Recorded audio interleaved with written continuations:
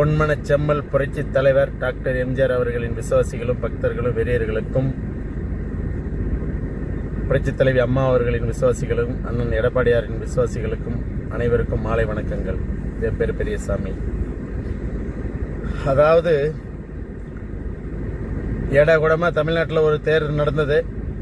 யார் தலைவர் ஆகணும், யார் முதலமைச்சர் ஆகணும்னு சொல்லிட்டு ஒரு வரமுறை இல்லாமல் வந்தாச்சு. ஓகே, லாட்டி டிக்கெட்டு குடும்பம் இன்னைக்கு ஆட்சி நடத்துது அவங்க தலைமையில். லாட்டி டிக்கெட்டு குடும்பம் ஒன்று இங்கே அதிமுகவில் ஒன்று சனியாக நுழைஞ்சுது, விஜயகட்சியில் ஒரு சனியாக நுழைஞ்சுது. இது ரெண்டும் சேர்ந்துக்கிட்டு இப்போ ட்ராமா பண்ணி ஒவ்வொரு எம்எல்ஏவை விலை கொடுத்து வாங்கிட்டு இருக்காங்க. இதெல்லாம் வேடிக்கை பார்த்துட்டு இருக்கானுங்க. மத்திய கவர்மெண்ட் தான் எல்லாம் நடத்துது, மோடி கவர்மெண்ட் தான் எல்லாம் நடத்துது. அனைத்து மாநிலத்திலையும் ஒன்றுமில்லாக்கிட்டு கடைசியில் தமிழ்நாட்டிலையும் ஒன்றுமில்லாக்கிட்டானுங்க. அதுக்கு முட்டுக்கட்டையாக போட்டது திமுக தான் மெயின். பாஜக உள்ள வந்துடும், பாஜக உள்ள வந்துடும் சொல்லிட்டு கூட்டணி கட்சிகளை வச்சுக்கிட்டு ட்ராமா பண்ணிக்கிட்டு இருந்தானுங்க 10, 40, 30 வருஷமா. அவனுலாம் சுகத்தை நல்லா அனுபவிச்சுட்டானுங்க. பிஜேபி கவர்மெண்ட்ல வாஜ்பாய் கவர்மெண்ட்ல மத்திய மந்திரி அது இதுன்னு சொல்லிட்டு முரசொலி மாறன்ல இருந்து நிறைய ராசாவில இருந்து நல்லா சூப்பரா சம்பாரிச்சுட்டானுங்க. இப்ப கடைசியில 40, 50 வருஷமா காங்கிரஸ் இவங்க முதுகுல சுமக்கிறதும், காங்கிரஸ் இவங்களை முதுகுல சுமக்கிறதும், விடுதலை சிறுத்தைகள், கம்யூனிஸ்டுகள், வைக்க எல்லாம் சேர்ந்துக்கிட்டு ஒரேடியாக தமிழ்நாட்டை ஒழிச்சுட்டானுங்க.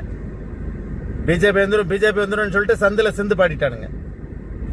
நீங்க ஒழுங்கான முறையில ஒழுங்கா இருந்தீங்கன்னு வச்சுங்க, ஒண்ணு நீங்க வந்திருக்கீங்களா, அதிமுக வந்திருக்கணும். இந்த சீமான் அப்படிதான். எலெக்ஷனுக்கு நான் ஸ்டாலின் எதிர்த்து நிற்பேன், உதயநிதி எதிர்த்து நிற்பேன் பாரு. கடைசியில பெட்டி கை மாறுமோ புட்டி கை மாறுமோ தெரியாது. கடைசியில கடலூர்ல ஆரம்பிச்சவரு 2026 கொண்டு முடிச்சு வச்சிருக்காரு. எங்க காரைக்குடியில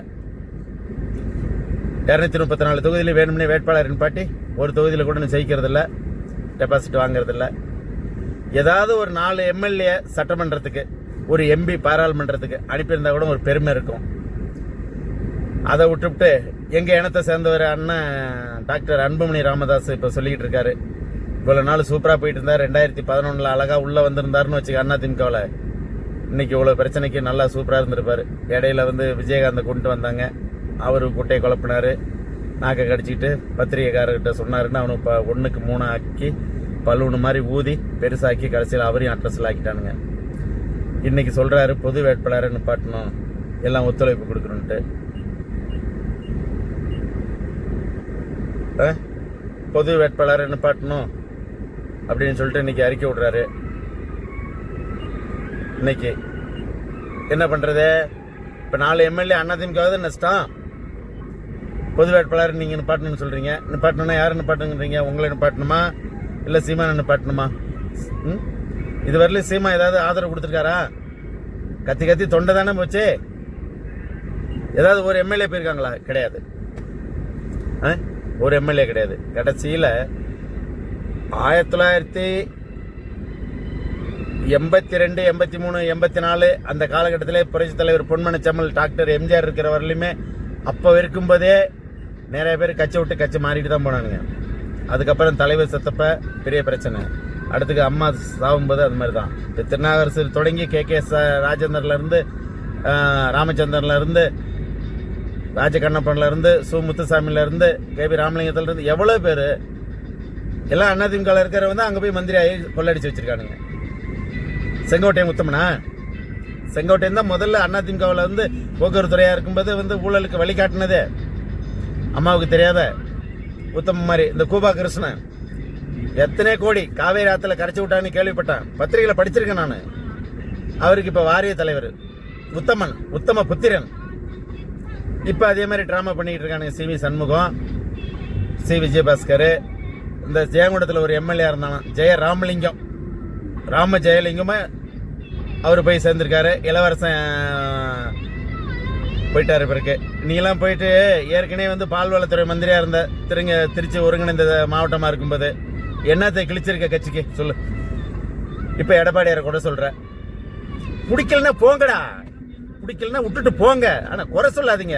இந்த செம்மலையில இருந்து தனபால் சபாநாயகர், இந்த தனபான்ல இருந்து இந்த அரக்கோணத்தில் 3 முறை எம்எல்ஏ இருந்திருக்கிறான் ரவின்னு சொல்லிட்டு, துணை கொறடா ஆக்கி வச்சிருந்தாரு. போயிட்டேன்.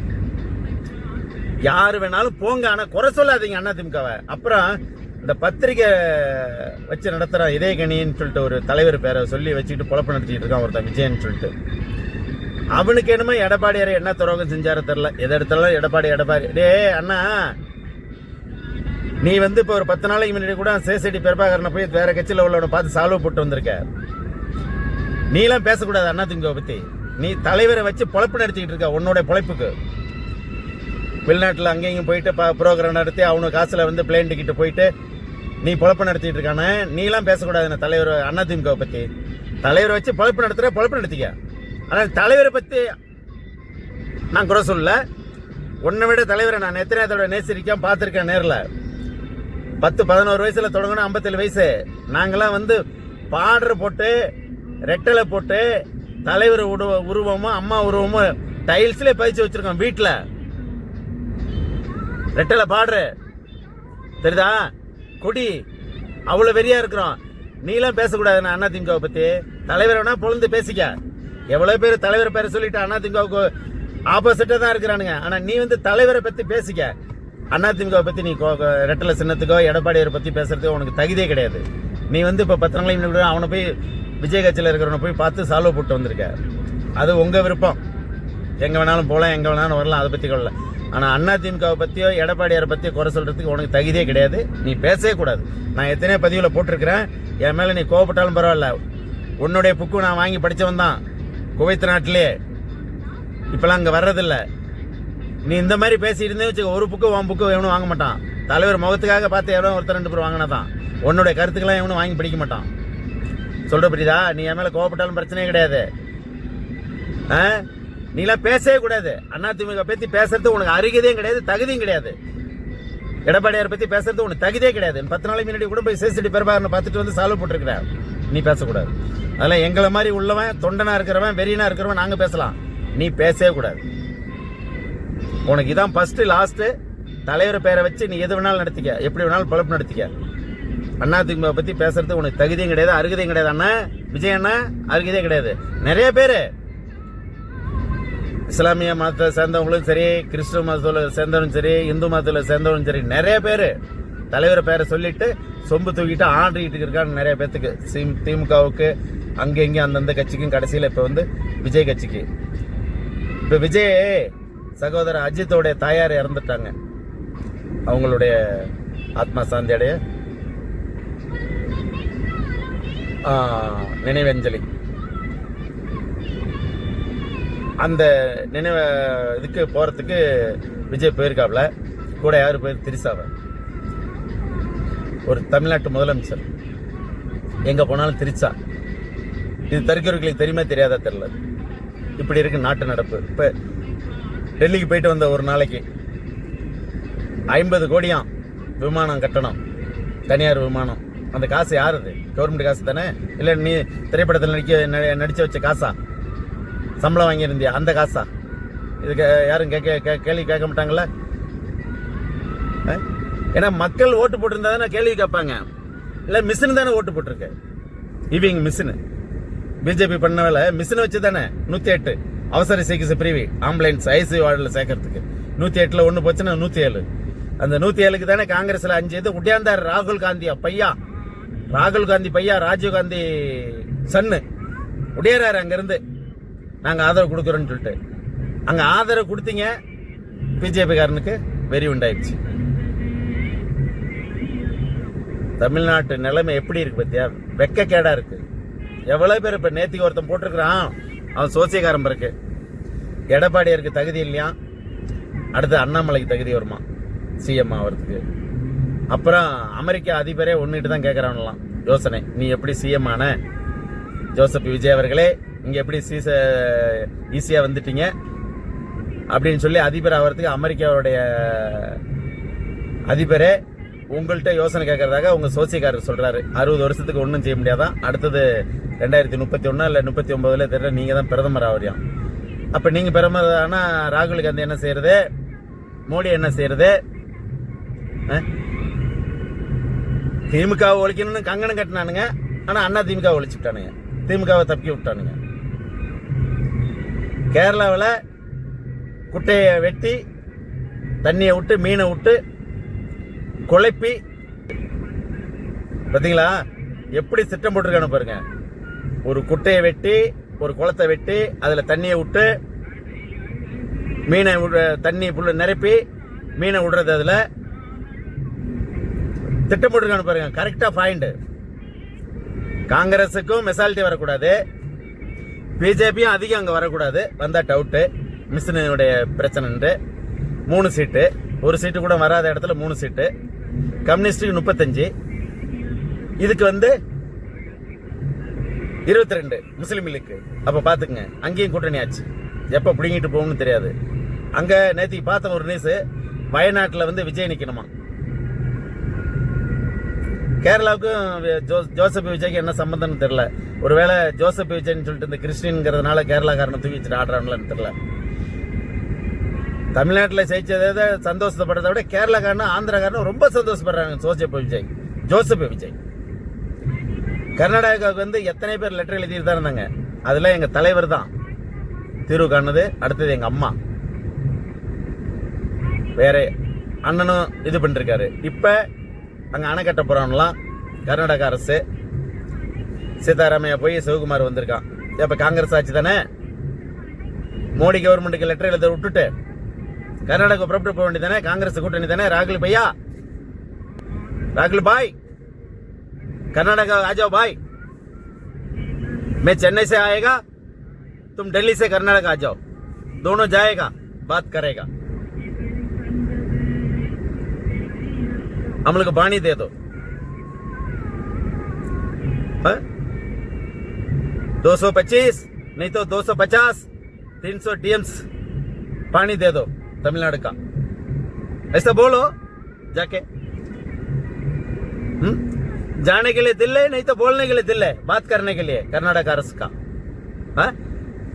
कर्नाटक அரசு का बात करने के लिए दिल है। मेरा गुरु है, गुरुजी, मेरा गुरुजी का दिल है। दूसरा सिंघम, पेन सिंघम, उसका दिल है बोलने के लिए।